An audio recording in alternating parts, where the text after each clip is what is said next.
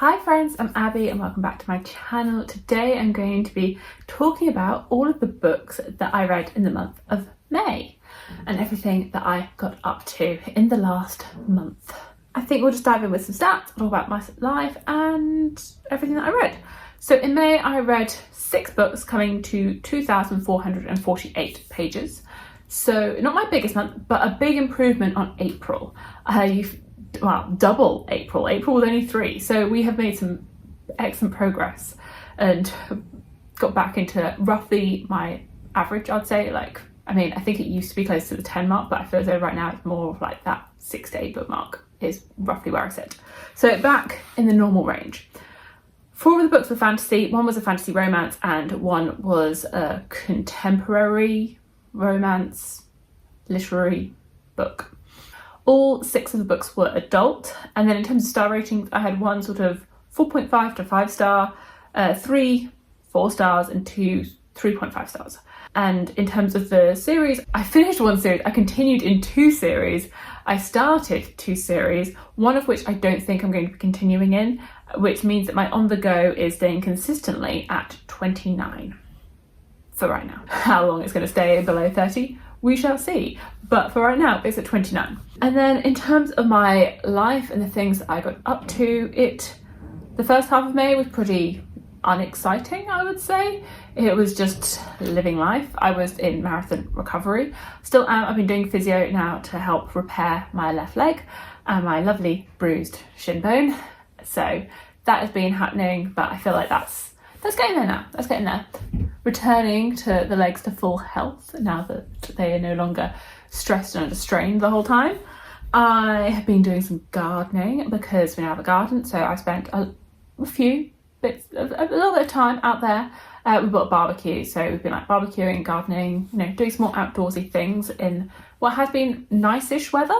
I went on a trip to Switzerland with work, which was a little bit like last minute, but obviously a beautiful location. Unfortunately, our weather was a little bit grey, so we weren't able to see all of the views that would normally be there because they were hidden by clouds, but it is an absolutely stunning location. Switzerland is just beautiful. I'm actually going back there again. It's my summer of Swiss because I'm going again at early July for work, and then I'm going on a holiday there at the end of July. So it's my summer of Switzerland, along with a few other things, but it's the summer of Switzerland. And I also went to a signing with Danielle L. Jensen. So she did a talk at Waterstones in London, so I went there with one of my friends, got a couple of books signed. The same day I've been visiting family, so I didn't take my full collection because I think I have a lot of Danielle L. Jensen's books, and I was like, I can't take all of these books to Cambridge and back again on a full day out. I was like, we're just going to take 2, and that was already enough to carry around for a whole day. That was nice to meet her and get a couple of them signed, and yeah, that's May. That is May. And then in terms of the books, I've decided the order that we're going to go through these is in prettiness of the edge, because it looks as though a lot of what I read this month has some sort of edge design, and I think we can just rank them and go through from the most boring of edges to the prettiest of edges, as that seems to be a theme. I've also read a lot of hardbacks this month, like everything apart from 1 is a hardback, so hardbacks and edges. But first, the one that has no edge and nothing to really talk about, the one that is not a hardback, was an ebook that I read, which is the Dawn Chorus, which is book 3.5 in the Bone Season series.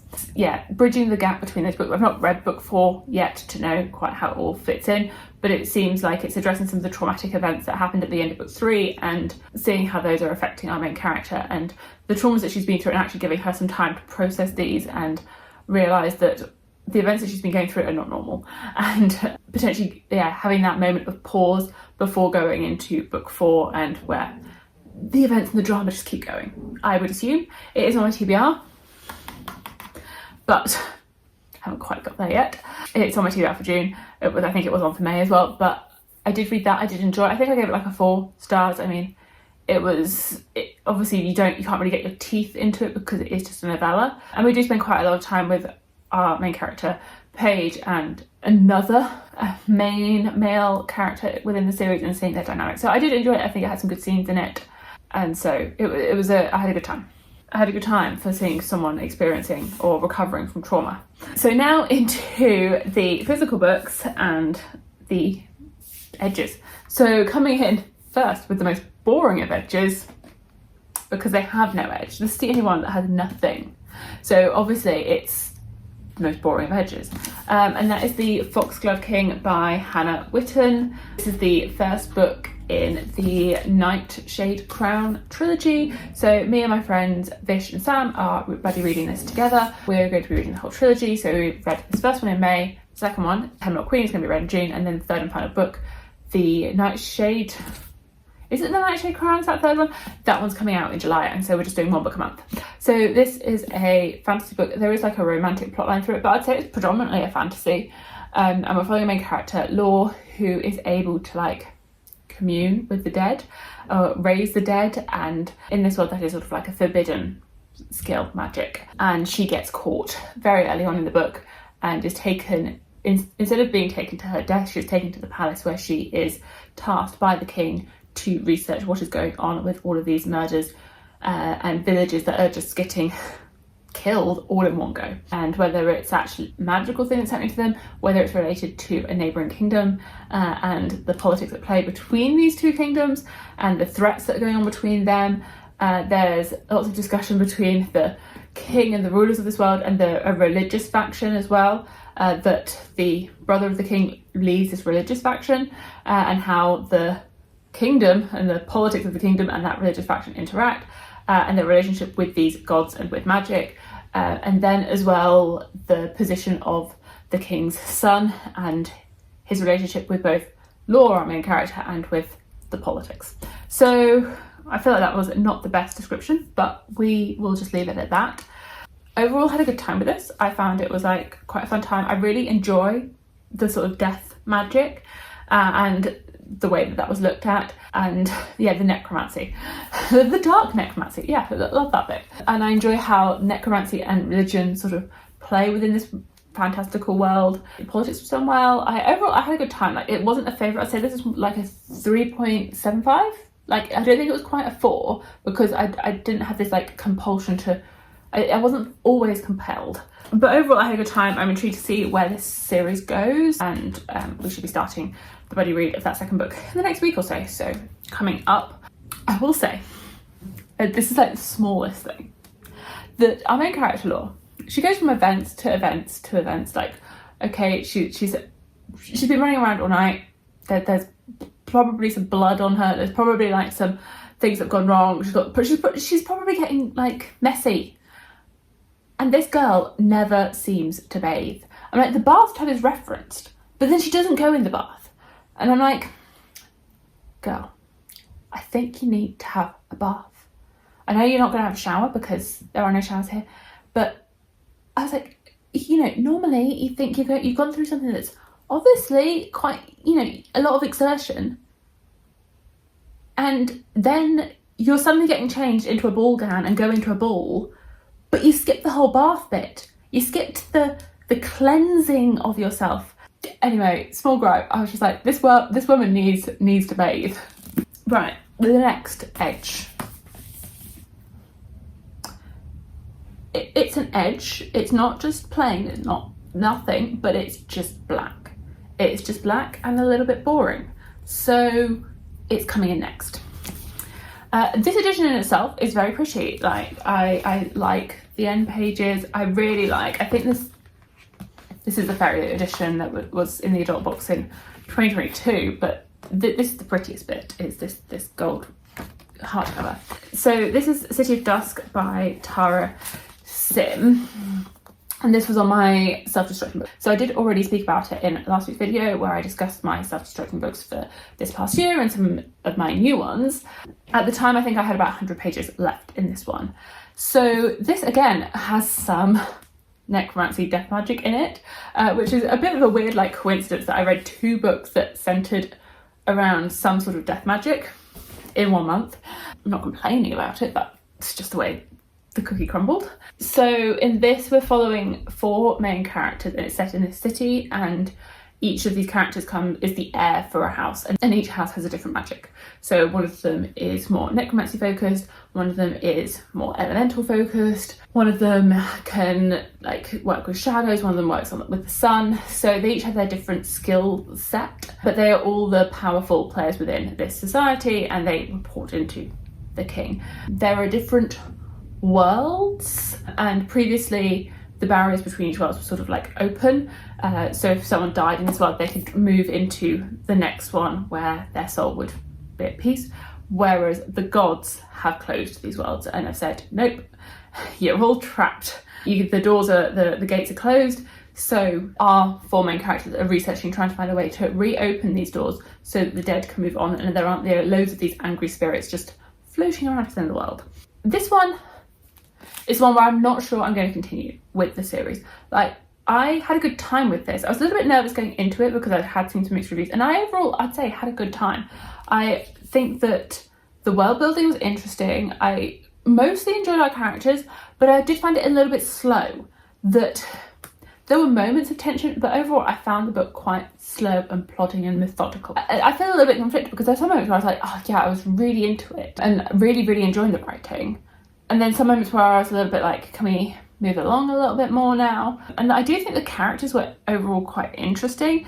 Maybe I could be interested, but I don't feel like it's a top priority. I think maybe I'll sit with this one a little bit longer and see whether I want to continue on. But for right now, maybe not. I can see what people's reviews are like of that second one and the third one. That it had some interesting moments, that there were I enjoyed, I'd say, the dynamics that were done between the characters. I don't think there was anything overly like twisty or turny in the plot. That the plotting in itself did not wow me. I think the world was interesting. I think the whole area with the gods was interesting. Slightly mixed. Next, it's the ombre. So it's a bit more than just a black edge, it's an ombre edge. And that is for Emily Henry's Great Big Beautiful Life, which is her latest contemporary romance. It doesn't have loads of romance in this one, so I didn't feel right calling this one a romance. Obviously there is one.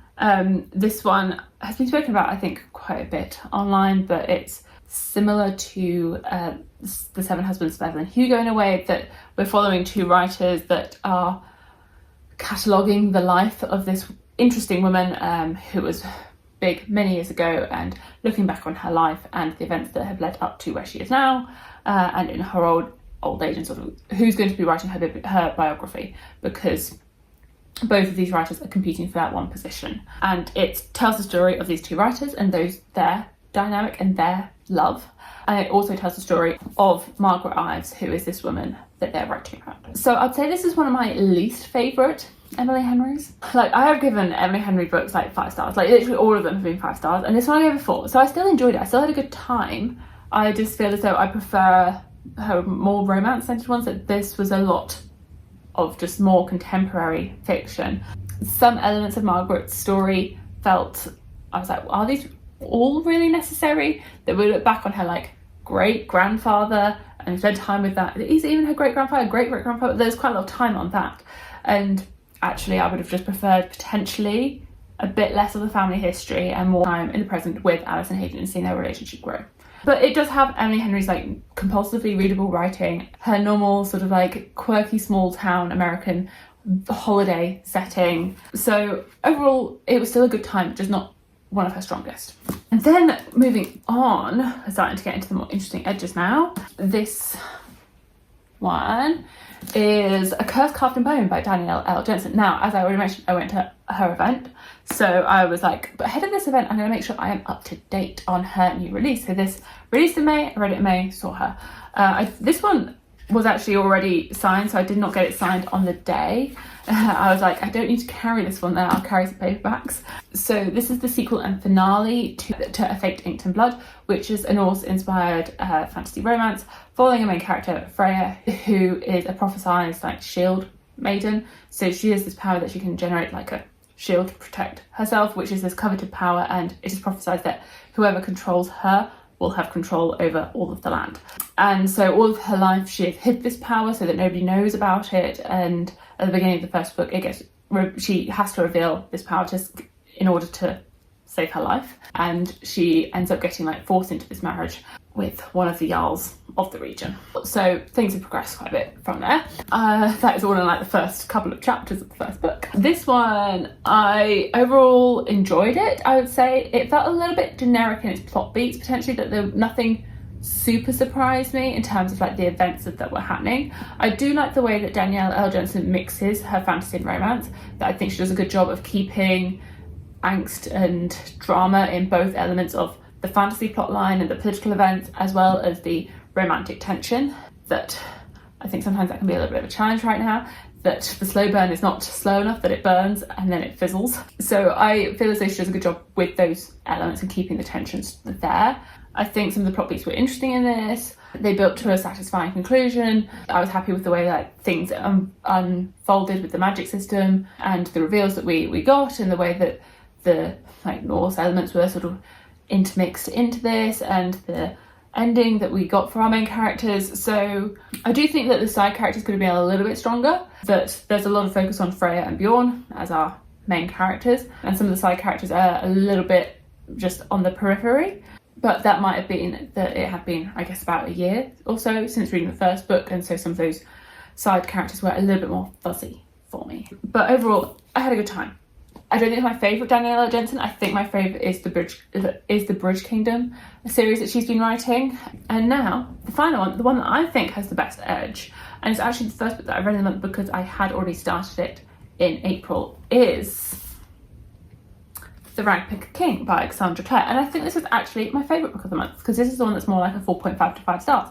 That this one is my favourite. So we're ending on a high. We're ending at the top. We're ending with the best edge, and with my favourite of the month. So this is Cassandra Clare's adult series that she's been writing. This is a sequel to Swordcatcher, and I've been really enjoying these books. I've been having a great time with them. I was actually a bit disappointed when I saw her say that this is going to be only a trilogy. I thought it was going to be like 4 books, because I feel as though she's got a lot to wrap up in that final book now. This is a epic fantasy. We've got a cast of characters, but the main ones that we're following are Kell, who is the swordcatcher for the prince within this world. So as an orphan, he was taken into the palace and trained to be the duplicate, the copy, the replacement for the prince, so that he can stand in during events, high-profile events, where they fear that there is going to be a threat on the prince's life. But him and the prince grow up together, they become friends, they bond. So we follow him and his relationship, and we also follow Lynn, who is part of a subset of society. She is a magic wielder, and within this world, these magic wielders, these people are all looked down upon, and they're separated and segregated from society. But in the first book, their paths all end up crossing and events go from there. I enjoy the way that the politics is done within this, and the way that the characters all interact, and the relationships that have been forming between our main characters as well as side characters. This does side characters, I'd say, quite well. There are a lot of side characters, so I know when I first went back into this, I was like, there is a lot of people here. Do I remember everything? I am not sure, but I got there. I was like, oh yeah, that's you. Yeah, that is you. That I think the side characters are all very well fleshed out, and they all have very distinct personalities. I enjoy the way that Cassandra Clare does romance.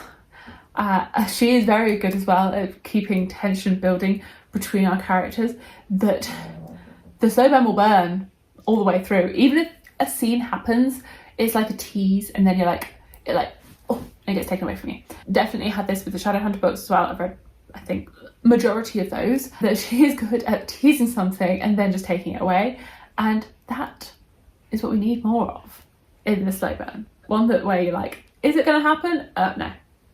Or is it going to happen? Yes, but it's not going to work out the way you want it to. So I had a lot of fun with this. I do think the beginning half of it is a little bit slow. Some of that might have stemmed from me being a little bit slow at remembering all of the side characters and be like, oh yeah, that's what's happening. That's what's happening. So some of that could be me. But overall, I had a great time with this. I think it built to a really satisfying conclusion and of where we've got to. I'm definitely very intrigued to see where this will go in the conclusion. Right, that is everything that I read in the month of May. Let me know how your reading has gone. If you agree with me on the way that I've ranked these edges.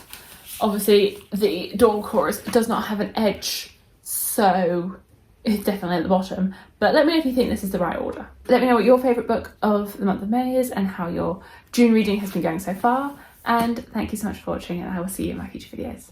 Bye.